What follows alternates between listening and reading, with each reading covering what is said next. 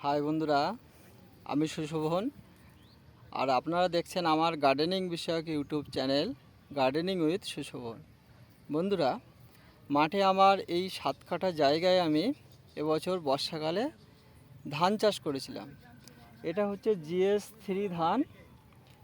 এটা হাইব্রিড প্রজাতির ধান এবং এই ধানের ফলনটা কিন্তু মোটামুটি বেশি।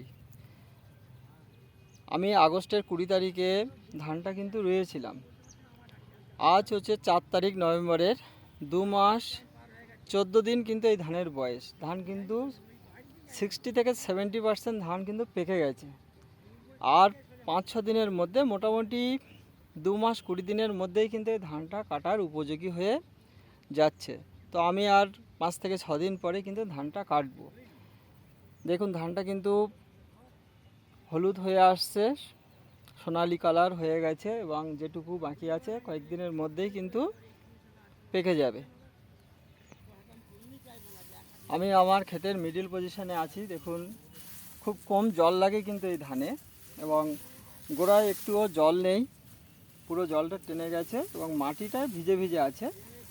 মোটামুটি কাটার উপযোগী হয়ে গেছে প্রায়। প্রত্যেকটা শীষ দেখুন, মানে চিটে ধান যেটা বলা হয় সেটা কিন্তু হয়নি। সব ধানেই কিন্তু শীষগুলো কিন্তু ধানে পরিণত হয়েছে এবং ফলন আশা করছি ভালো পাবো।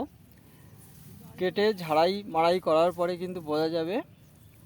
পাশে যে চাষিরা আছে তারা কিন্তু বলছে যে আমার ধান ভালো হয়েছে, অর্থাৎ ধানের ফলন কিন্তু খুব সুন্দর হয়েছে। প্রত্যেকটা শীষে ধান এবং বেশি পরিমাণে কিন্তু ধান আছে প্রত্যেকটা শীষে। হ্যাঁ বন্ধুরা, এই যে আমার 7 কাঠা জায়গা যে ধানটা আমি GS3 চাষ করেছিলাম, তো এখানে কাকু আছেন। এই কাকুই কিন্তু চাষ থেকে শুরু করে সমস্ত কাদা করার থেকে বীজ লাগানোর থেকে সবটাই করে দিয়েছি। একটু লাভই ছিল, লাভই হলো। ধান পরিমাণে ঠিক আছে, ফলন ভালো হয়েছে বলছেন। ফলন খুব ভালো। এই আশেপাশে বিঘে 13টা ফলন যাবে। আর আশেপাশের ক্ষেত থেকে বলছে ফলনটা অনেকটা ভালো হয়েছে এবং ওনার সাহায্যে কিন্তু আমি এটা করতে পেরেছি।